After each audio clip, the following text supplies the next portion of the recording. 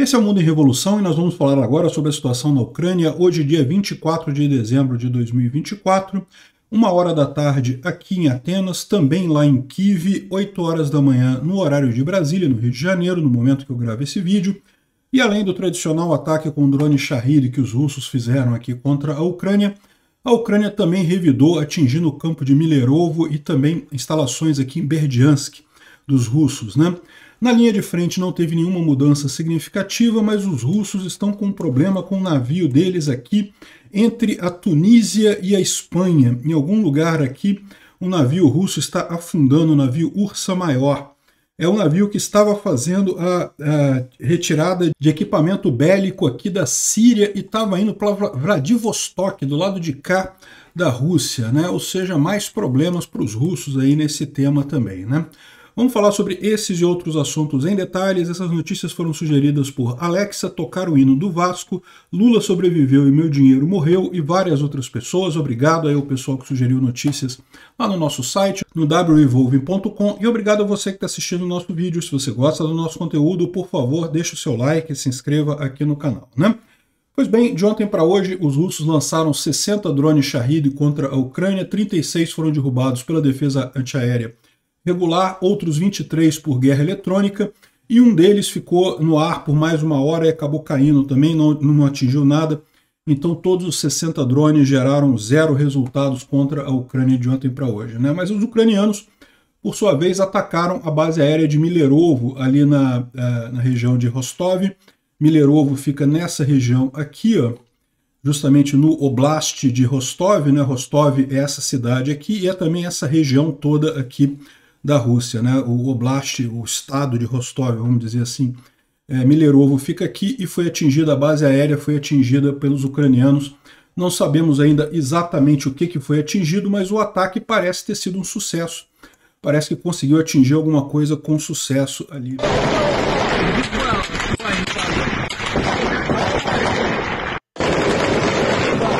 Né? A impressão que dá é que atingiram com sucesso alguma coisa por ali, né? Além disso, os russos estão reclamando aqui de um monte de mísseis, um monte de lugar. Não dá para saber se isso daqui é pânico de alguma coisa ou se realmente estão sofrendo realmente algum ataque muito grande. Mas um monte de gente reclamando de mísseis e não sei o que lá, um monte de míssil indo para a Rússia e não sei o que lá. Enfim, aparentemente, o que a gente sabe, teve esse de Milerovo e teve essa outra explosão aqui de um carro que pertencia a um colaborador russo, né? Então, parece que ele foi ferido, um conselheiro lá da cidade de Berdyansk, então é uma explosão do carro dele aqui. O colaborador russo merece realmente tratamento de traidor, né? Bom, a grande notícia do dia é o navio de carga russo chamado Ursa Major, ou Ursa Maior, que acabou de afundar em águas internacionais entre a Espanha e a Algéria. Eu falei entre a Espanha e a Tunísia, mas na verdade é entre a Espanha e a Algéria, ou seja, é nessa região aqui, em algum lugar por aqui, o navio afundou, o navio Ursa Maior afundou, né? Esse navio aqui é um navio de carga, não é um navio militar, mas ele estava sendo usado exatamente para tirar cargas da Síria, né? Então tá aqui, ó, em maio de 2022, os Estados Unidos colocaram sanções sobre esse navio, justamente porque ele era usado para transporte de equipamento militar para as tropas russas na Síria, né? Ele pertence a uma empresa russa de transporte, que é subsidiária de uma outra empresa russa também. Então tá aqui o navio, esse daqui é a imagem dele, o Ursa Maior. Parece que tinham 14 tripulantes dentro do navio e até onde se sabe não tem nenhum grande problema, todos eles foram resgatados, né? Aqui está a imagem, dá para ver o navio já totalmente adernado aqui, totalmente tombado, né? Claramente afundando aqui nas águas do Mediterrâneo, né? Então realmente o navio afundou, o navio Ursa Maior é um navio russo, aqui ó, totalmente tombado já, claramente afundando, né? Segundo a imprensa espanhola, 14 membros da tripulação foram resgatados, mas tem 2 ainda desaparecidos, eles estão procurando ainda esses 2 desaparecidos ali, né? Essa é a informação que a gente tem. Não se sabe o que causou o problema, né? Mas uma coisa importante é o seguinte, o Ursa Maior estava indo para Vladivostok e não para ajudar lá na evacuação de Tartus, né? e estava carregando justamente 2 guindastes grandes para o porto de Vladivostok, bem como algumas outras coisas aqui. Ó. Nessa imagem você pode ver ambos os guindastes que estavam sendo levados, bem como os coisas de carga aqui para tratar, equipamento para porto, né?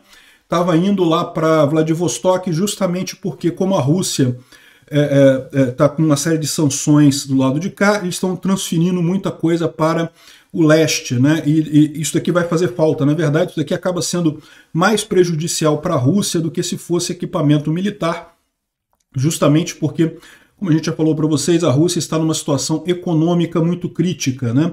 Então, esses guindastes que estavam indo para o porto lá de Vladivostok vão fazer falta para a Rússia, né? Além disso, nessa imagem aqui você pode ver essas duas coisas azuis aqui, ó. Isso daqui eram os hatches, né, para cobrir o reator nuclear de um navio que os russos estão construindo, o projeto 10.510, né? Então essa capa do reator estava sendo transportada também para Vladivostok e afundou também totalmente, né? Essa parte azul aqui que vocês estão vendo aqui, né? E isso certamente vai ser mais um problema para os russos também. Isso daqui é o projeto que eles estão fazendo de um navio nuclear e que aparentemente vai ficar mais atrasado agora em função disso, né? Lógico, já surgiram algumas piadinhas aqui, né? A Ursa maior e a Ursa menor, né? Me sumiu totalmente o navio aqui, deixou de existir, coisa e tal. Mas enfim, é isso daí. Os russos perderam esse navio cargueiro que estava carregando coisas muito importantes para eles ali no Mediterrâneo, né? Bom, falando sobre a linha de frente, houve avanços russos ali em Pogreb, que é em direção a Kurgankloye, ou seja, na direção ali de Kursk, né? Na região de Kursk, que fica justamente aqui, mas não tem nenhuma mudança significativa aqui, né? Pogreb, que é nessa direção aqui, o avanço russo nesse sentido aqui, né? Não tem, mais uma vez, nenhuma grande mudança aqui na linha de frente, não teve nada que realmente fizesse diferença, pequenos avanços totalmente sem significado aqui na região de Pokrovsk, mas uma coisa curiosa que aconteceu essa semana foi que o governo ucraniano proibiu o site Deep State Map. O Deep State é um mapa que funciona desde o início da guerra. Eu não costumo usar ele muito porque é esse mapa aqui, segundo estão dizendo, foi proibido foi limitado o número de informações que podem ser colocadas nele, porque estaria ajudando os russos a planejamento de ações aqui na região, né? Então o governo ucraniano proibiu isso daí. Os benefícios, segundo o pessoal está dizendo aqui, vai ter mais segurança devido ao risco de vazamentos operacionais, ou seja, isso foi notado até pelo Bellingcat, que os dados que estavam aparecendo no Deep State eram muito atualizados demais, isso é um problema. Por isso que esse outro mapa que a gente usa aqui, ele tem áreas vermelhas muito grandes, muito maiores do que as reais, para evitar dar muita informação para os russos, né? E a outra coisa, ele garante que a narrativa estratégica dominante, o que é crítico na guerra moderna. Então isso aqui seriam os benefícios. Agora, tem também riscos, né? Você perde transparência. Fica meio estranho esse negócio do governo proibir informação, né? O que eles estão escondendo nisso daí, né? E também diminui a colaboração de OSINT, né? Muita gente se baseava nesse mapa para fazer informações de OSINT. Enfim, isso daqui é uma decisão que foi tomada pelo governo ucraniano, pelo Syrskyi, basicamente, né, pelo chefe das tropas ucranianas. Vamos em frente sem isso. Eu já não usava esse mapa de qualquer forma, justamente porque realmente ele é muito detalhado e dá muita informação. Eu tinha receio disso daí, né? Bom, houve o ataque russo ali em Kursk gerou uma grande quantidade de pedaços de pessoas, tá? Eu não posso nem tocar esse vídeo aqui, porque é muito pedaço de russo que está aqui. Mais uma vez, tentaram avançar, acabaram morrendo em grandes números, né? Aqui mostra uma linha de produção russa para converter cartucho, né? Eles estão tendo que converter cartucho para conseguir fazer munição contra drones e coisa e tal. Improviso que não sei se vai resolver muito a situação deles ali, né? E outra coisa que está gerando problema também para os russos é a baixa qualidade dos drones. Os drones produzidos em massa na Rússia tem tido um problema de qualidade cada vez maior, ou seja, cada vez mais a Rússia produz drones com baixa qualidade, que não funcionam, que dão defeito, né? Então, segundo estão dizendo aqui, a qualidade dos drones está declinando muito, né?